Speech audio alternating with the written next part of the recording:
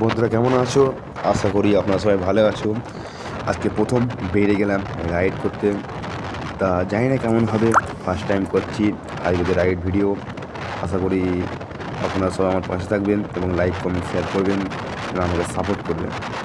কেননা রাইড করা খুব কঠিন, হাইওয়েতে ড্রাইভিং করা বহুত রিস্কের ব্যাপার। এই ভিডিও সবাই বা এদিকে লাইন কেউ আসে না। জানি না কীভাবে কতটা এগোতে পারবো বা কতদিন এর টিকে থাকতে পারবো। তাও সব ভরসা নেই, নেমে গেলাম রাইড করতে। আপনারা দেখতে থাকুন, একদম ন্যাশনাল হাইওয়ে যেটা দুর্গাপুর এক্সপ্রেস বলা হয়। আমরা একদম কামারকুণ্ড হাইওয়ে থেকে শুরু করে একদম আপনাদের মহেশপুর যেখানে ইস্তেমা হয়েছিল অত মধ্যে আপনার ঘরে দেখানো হবে। আপনারা দেখতে থাকুন।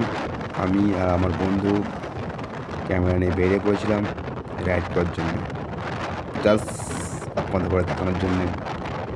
তা সত্যি খুব গাড়ি চালানোর রিস্কের ব্যাপার হাইওয়েতে, বিশেষ করে বাইকের জন্যে। কেন বড় বড় হাইওয়ে বা গাড়ি কিন্তু তো আছে, সব হাই পিকআপে গাড়ি টানে, লরি, বাস, চার চাকা, যত রকম গাড়ি সব 100-150 উপরে গাড়ি টানে। সেই ফাঁকে বাইক নেবে সত্যি খুব টাফের বিষয়, খুব রিস্কি, মানে যানটাকে হাতে নিয়ে চালাতে হয়। তা যেটা দেখে বুঝলাম, তাও ভরসা করে আলোর নাম করে বেরিয়ে পড়েছি রাইড করতে। জানি না কতটা কী হবে, কতটা কী পারবো জানি না। আপনারা আমার ভিডিও দেখুন, সাপোর্ট করুন, যাতে আগে বেরোতে পারি বা আগে যেতে পারি। আপনারা দেখুন আমি একদম আছি হাইওয়ে ধারে, যেটা কামারকুণ্ড হাইওয়ে ব্রিজ পার করি বা নবান্ন হোটেল পার করি। সেই হাইওয়ে থেকে আমরা একদম সোজা চলে আসবো মহেশপুর। আমাদের যা সময় লাগলো 20 মানে 22-23 মিনিট, 20-22 মিনিটের মধ্যে আমাদের লাগলো, সময় লাগলো। একদম তেমন আমরা হাই স্পিডে আসিনি, আমাদের অ্যাভারেজ ছিল 70-80 প্লাস, তার বেশি আমরা করতে করিনি। কারণ রিক্সের বিষয় ফার্স্ট টাইম, কেন আমি এর আগে কোনো সময় করিনি বা এর আগে এরকম সময় কোনো আমাদের চিন্তা করিনি। আপনারা দেখতে থাকুন, আশা করি ভালো লাগবে ভিডিওটি। আমরা একদম চলে এসেছি সিঙ্গুর পার করে একদম হাইওয়ে ধরে যাচ্ছি এবং ডান দিকে যত বালির গাড়ি, পাথরে নাইটে পাস করা হয়, যত চাপ থাকে কলকাতার দিকে যেতে। বর্ধমানের দিকে একদম ফাঁকা থাকে, রাত্রির 9-10টার পর একদম ফাঁকা থাকে বর্ধমান পর্যন্ত। আর কলকাতার দিকে যেতে গেলে খুব চাপ থাকে, কেননা এত পরিমাণ চাপ ধারণার বাইরে। কেন ওইদিকে গাড়ির চাপও বেশি এবং মানুষের যত মাল মেডিসিন যত কলকাতা হাইওয়ে থেকে ঢুকে রাতের বেলায় গাড়ি বার করে। কেন দিনের বেলায় রোদের চাপে বেরোতে পারে না, যত গাড়ি বার করা হয় রাতের বেলায়। পাথর, বালি, সিমেন্ট, যত রকমের জিনিস সব রাতের বেলা বার করে। আপনারা দেখতে থাকুন, আপনাদের দেখাচ্ছি একদম লাইভে। আমরা ভিডিও বানিয়ে আপনাদের দেখাচ্ছি, কোনো ভিডিও কাটিনি বা কোনো অ্যাড করিনি। একদম রাতের সিম্পল ভিডিও যেমন হয় তেমন সেগুলো আমরা ভিডিও বানাচ্ছি আপনাদের দেখানোর জন্য।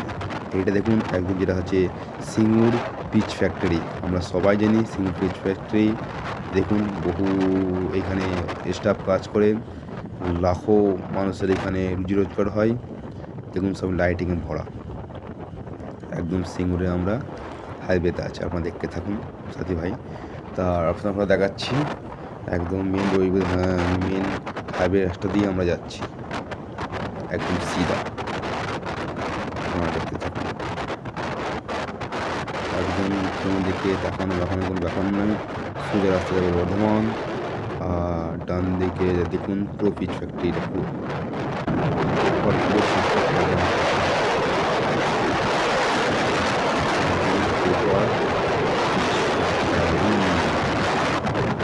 দেখতে খুব ভালো লাগে পিচ ফ্যাক্টরিটা, বিশাল বড় আকারের পিচ ফ্যাক্টরি। ছোটোখাটো নয় যে শেষ হয়ে যাবে, বিশাল বড় এরিয়া, বিশাল বড়, খুব পুরনো।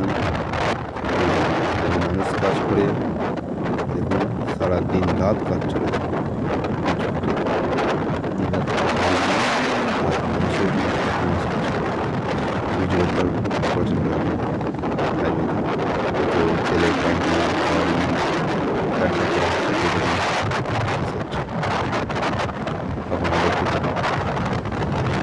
আমরা ব্রিজে উঠবো, উঠছি, জানি না কোন ব্রিজে রাত্রে বুঝতে পারছি না। এখন গাড়িতে পিক আপ করে বসে আছি।